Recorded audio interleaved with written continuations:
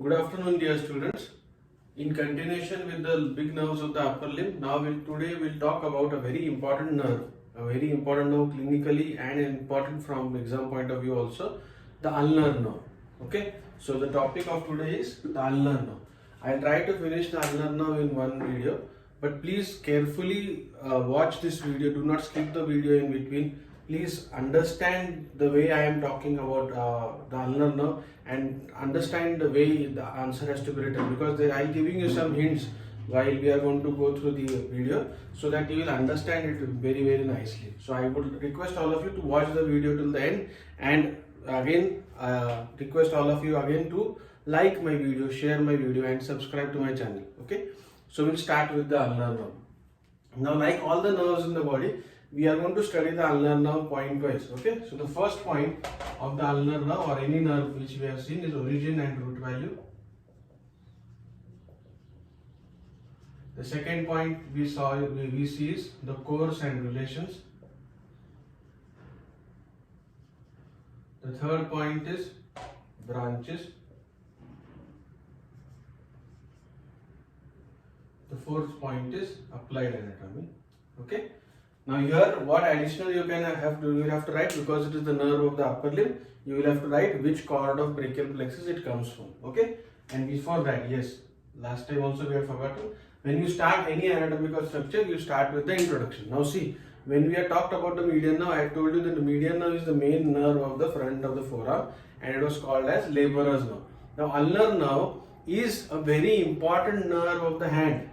It supplies 15 muscles in the hand, and it is called as musician's nerve. Okay, median nerve was called laborer's nerve. Ulnar nerve will be called as musician's nerve. Okay, so that will be the introduction. The second point is origin and root value. Now origin for the ulnar nerve, it is, now you have to understand, I will tell you a word. Ulnar nerve, till when it is going to come till the arm, medial is going to be very important. So what you have to remember is, it arises from the medial cord of the brachial plexus, and its root value is C8 and T1. Okay, the ulnar nerve arises from the medial cord of the brachial plexus, and its root value is C8 and T1. Okay, now we try to understand. I will not draw anything today, but we try to understand how to understand the ulnar nerve. Now, like the median nerve also, the ulnar nerve is going to come from the brachial plexus. It is going to come in the axilla first, then it is going to go into the arm, then it is going to go into the forearm, and then it is going to go into the hand. Now please understand what I am going to tell you very carefully. So first point, now see, remember how many times medial is going to come here. Now see, I told you, the first point is the ulnar nerve arises from the medial cord of the brachial plexus. Okay, so one medial comes there. Now when you know it is coming from the medial cord of the brachial plexus, it is going to enter into the axilla. Now the formula to remember that once it is medial cord of the brachial plexus, when it comes in the axilla, it is going to be medial to the third part of axillary artery. Okay, so it is coming here medial to the third part of axillary artery. Now axillary artery is going to continue as brachial artery, so it is going to be medial to the brachial artery. Okay, now till what point it is medial? It is medial till the level of insertion of coracobrachialis. Okay, so till the middle of the arm, the ulnar nerve is going to be medial to the brachial artery. Then it pierces the medial intermuscular septum. There are two septa here, one medial and one lateral. So it will pierce the medial intermuscular septum, and it is going to go posteriorly.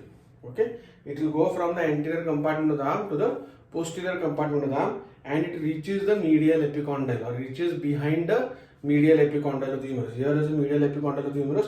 So here you know that when you this point is struck, you have a funny sensation that goes through the upper limb, and that is because of the striking of the ulnar nerve. Okay, so how many times medial has come? See, at least 4 or 5 times. So first point is what? It is arising from the medial cord of the brachial plexus. It comes in the axilla. It lies medial to the third part of axillary artery. It leaves the axilla. It lies medial to the brachial artery. Till what point it is medial? Till the level of insertion of coracobrachialis. Then it pierces the medial intermuscular septum. It enters the posterior compartment of the arm, and it reaches a point behind the medial epicondyle of the humerus. Clear? So this is how you have to remember. So if you can connect all these words together, you will remember the nerve properly. So we have come till the arm nerve, till here the medial intermuscular septum. Now from here the nerve has to go into the forearm, and then it is going to go into the hand. Okay. Now how does the nerve enter the forearm? The ulnar nerve enters the forearm passing between the two heads of flexor carpi ulnaris. In contrast to the median nerve was entering from the arm into the forearm, passing between the two heads of pronator teres. Ulnar nerve enters from the arm into the forearm, passing between the two heads of flexor carpi ulnaris. Two heads meaning the humeral head and the ulnar head. Okay, so that is how you have to understand. Now then it is going to enter into the forearm. It is going to be along the medial side here.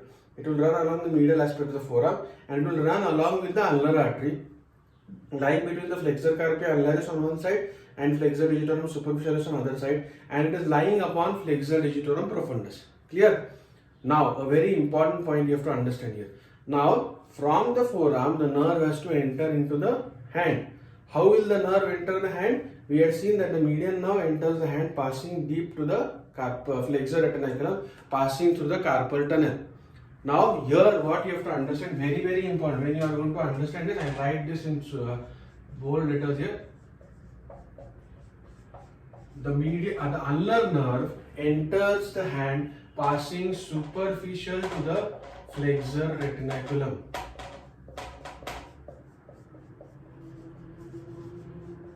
Please understand this point very carefully. Okay, so the ulnar nerve is going to enter from the forearm into the hand, passing superficial to the flexor retinaculum. If this was the flexor retinaculum, the ulnar nerve is going to go above the flexor retinaculum and it is going to enter the hand, and it divides into superficial and deep terminal branches. I hope it is clear till now here. Now when the ulnar nerve enters into the hand, okay, this becomes a different short note altogether. The course of the ulnar nerve in the hand. Okay, now I hope you have understood till the forearm what is there. Now we are going to talk about the ulnar nerve in the hand. Now please understand this. The superficial terminal branch of the ulnar nerve is going to go straight, and it is cutaneous in nature, and it is going to supply the skin over the hypothenar eminence and 1.5 digits. That I will come to later when we will talk about the branches. But the deep terminal branch, now please understand the course of the deep terminal branch. As the ulnar nerve is going to enter into the hand, passing superficial to the flexor retinaculum, the deep terminal branch will go over the hypothenar eminence.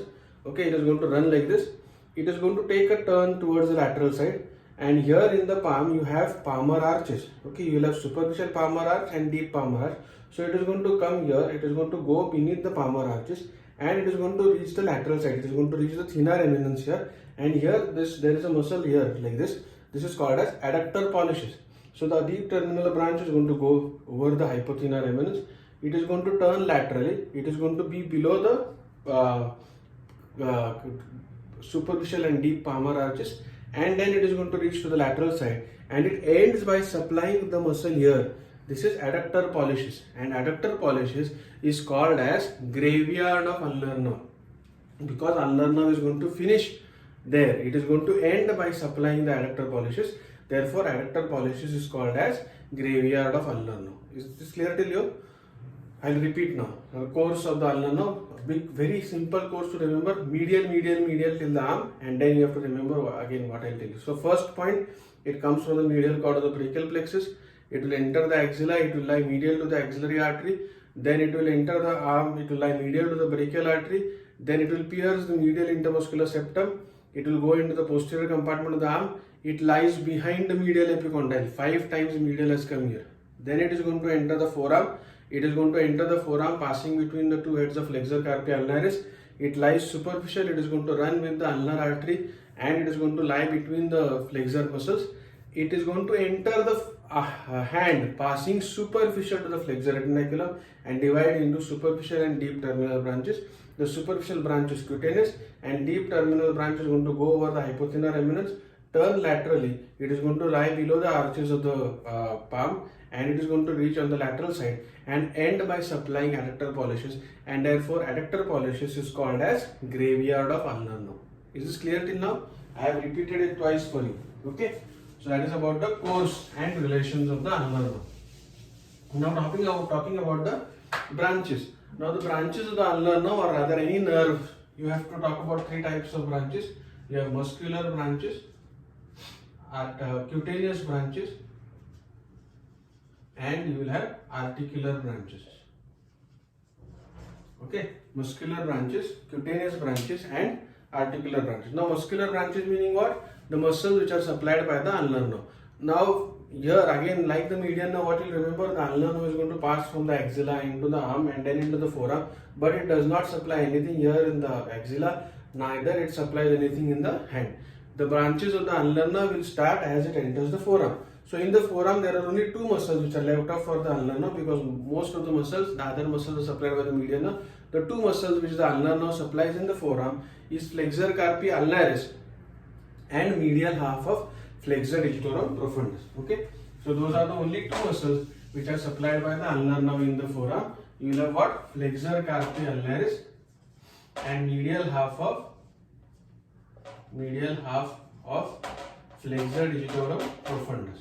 Okay, the most important supply of the ulnar nerve muscular branches are in the hand. And when you go, I would ask you to go and visit the video of the hand, plan of the hand, and that time you will understand that out of the 20 muscles here, 15 muscles are supplied by the ulnar nerve. I will not name all the muscles, but you should go and visit that video of the palm specifically to understand this. 15 muscles meaning 4 of the hypothenar eminence, then you will have 4 palmar interossi, 4 dorsal interossi, 12. Then you will have 2 lumbricals, the third and the fourth lumbrical, and the 15th muscle is adductor pollicis. So you will have 4 what you can say hypothenar muscles, you will have 4 palmar interossi, 4 dorsal interossi, 2 lumbricals, and the last muscle supplied by the ulnar nerve in the hand will be the adductor pollicis. And remember, adductor pollicis will be called as graveyard of the ulnar nerve. Now the cutaneous branches of the ulnar nerve, very interesting to remember that the superficial terminal branch is cutaneous. As I told you, it is going to supply skin over the hypothenar eminence, and it will go and it will supply medial 1.5 digits, because lateral or 3.5 digits are supplied by the median nerve. But what you should remember is medial 1.5 digits, meaning this in the little finger and the half of the ring finger on the palmar as well as on the dorsal aspect, meaning both this whole part, this whole medial 1.5 digits, meaning this finger and this finger, are supplied by the ulnar nerve on both the sides, the palmar side also and the dorsal side also. And cutaneous branches, lastly, it will supply the elbow joint, the wrist joint. Okay, so these will be the articular branches of the ulnar nerve. The last point of the ulnar nerve is the applied anatomy. Now ulnar nerve, as I told you, the first point here, whenever there is going to be a striking at the medial epicondyle of the humerus, there is going to be a shock-like sensation that goes into the arm, and that is because of the ulnar nerve which is present here.